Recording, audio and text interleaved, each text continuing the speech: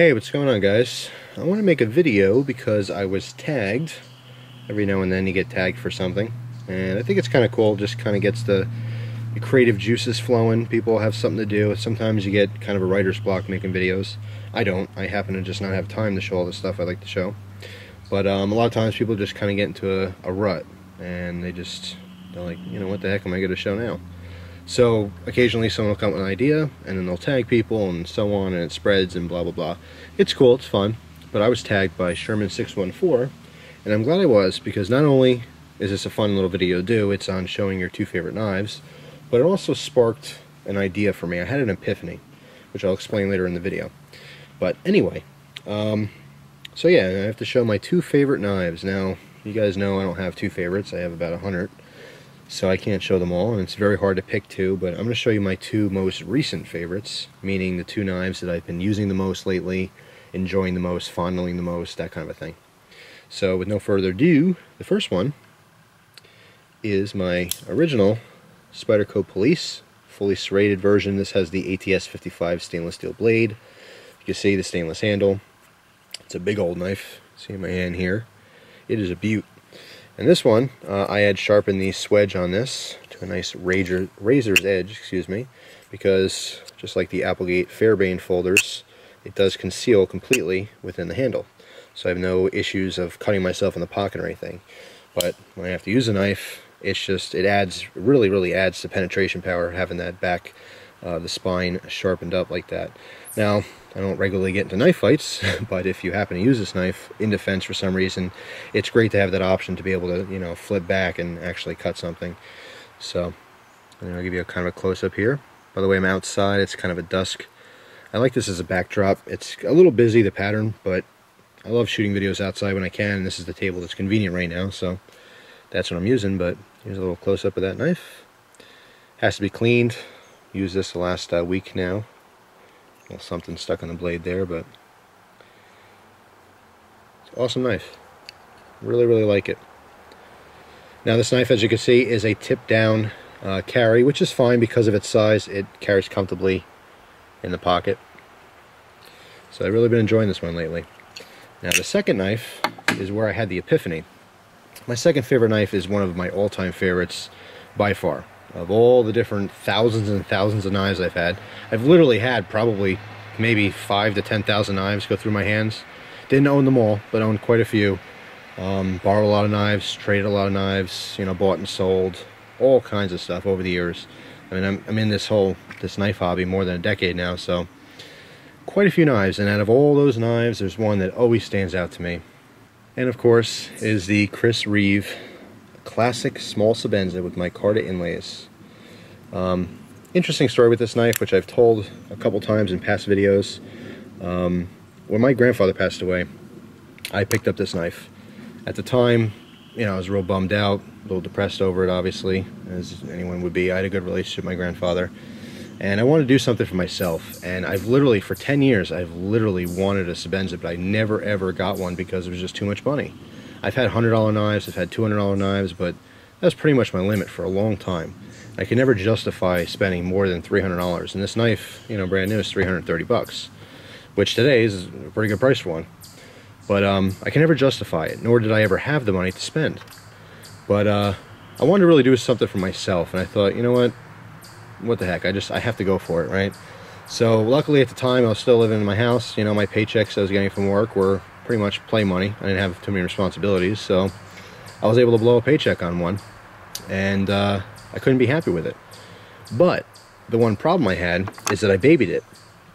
It was my baby. It was my best knife. It was an awesome knife. I didn't want to scratch it, didn't want to carry it because I didn't want to lose it. Over the next year or so, I started carrying it, but only on special occasions, and that's how it's been for the last 4 years. It's just special occasions I would carry it, and that's it. But I'm done with that. And this is the epiphany that Sherman614 helped me to have, is that, you know, why just leave it in a safe? Why leave it in a drawer? You know, a lot of us have collectors in us. We like to collect things. I mean, you basically have three different knife enthusiasts. You have your collectors, which just buy really cool, rare knives, or knives they just like, and they throw them in a display case or a carry case, and that's it. They just keep collecting.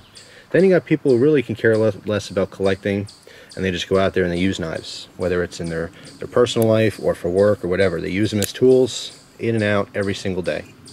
And then you got people like me who are just a little bit of both. I love to collect, but I also love to use.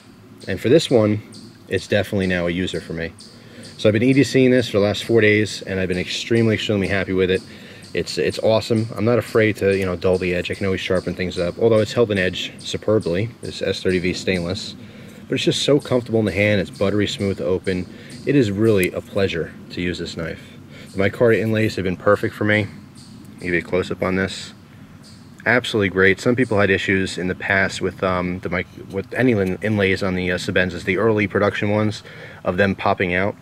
But it's been perfectly fine. If you did ever have that issue, of course you can send it back and have it repaired for free, but so far so good.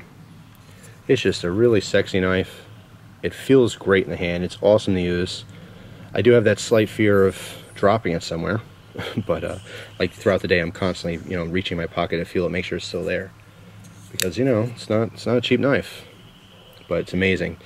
And at the time when I was getting one, the ones I really wanted obviously were the some of the Devin Thomas Damascus versions, which are just out of this world, but you're talking like $800 to $1,000 on some of those models. So in reality, this was my favorite one I can actually get. And one thing that stood out about it, not only the micarta inlays, now I can certainly appreciate wood inlays, which a lot of them have, and that's cool and everything, but I wanted the micarta. I just like the overall look of it. Plus, this one stood out to me because most of the Sebenzas at the time, the thumb stud and the back spaces were blued. Well, not blued like in the gun sense, but they were anodized blue, you know, titanium. So this one was the straight stainless, and on the back spacers here, you can see they're also stainless. So it definitely set it apart from the other ones. So it's a little bit different. Kept the original lanyard on there. That's his kind of a thing, just a noose knot. But it's awesome. And by the way, because this is a small Sebenza, that lanyard is very purposeful. When I get a good grip on this, my pinky wraps around there. Just feels great. But I have a really nice custom sheath I've had made for this knife, but I'm not using that. I'm just clipping to my pocket. As you can see, tip up carry. It's been really comfortable. Perfect weight for a knife. Really sharp, great blade style, and so smooth. Locks up beautifully. You can't beat it. You really can't beat it. After 4 days of carrying, I've noticed that there's just a little bit of cleaning that needs to be done on the jimping on the spine there. And I can't tell if that's dirt or just a little bit of surface rust from sweat, but I'll get in there and scrub that pretty soon. But it's just been a fantastic knife. Absolutely love it. One of my favorites, and it'll always be one of my favorites. I've had some really cool knives come in, you know, pass through my hands. Most expensive knife, people ask me all the time, what's the most expensive knife you ever had? It was a William Henry folder. I think it was a B05 model, and it was about $750, which is a heck of a chunk of change for a knife. And now being a gun guy, even though I still love knives, it's my biggest passion, but having an interest in guns, it's really hard to justify spending more than, say, $200 on a knife, because any more than $200, now you're in gun territory. You know, do I want a new knife or a new gun? It's a really tough decision. There are some really expensive knives that I still want to check out. One of my knives on my ultimate want list is a Rick Hinderer XM18, of course.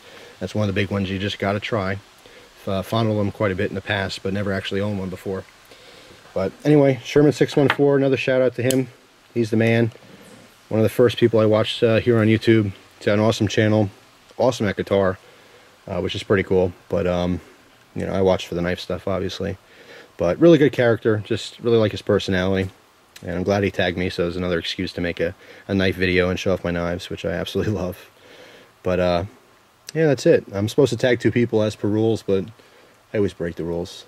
So anyone who has a camera and a knife, well, 2 knives in this case, feel free to make a video response. But that's all, guys. Thanks for watching. Appreciate it. Hope you enjoy the rest of your day. Take care.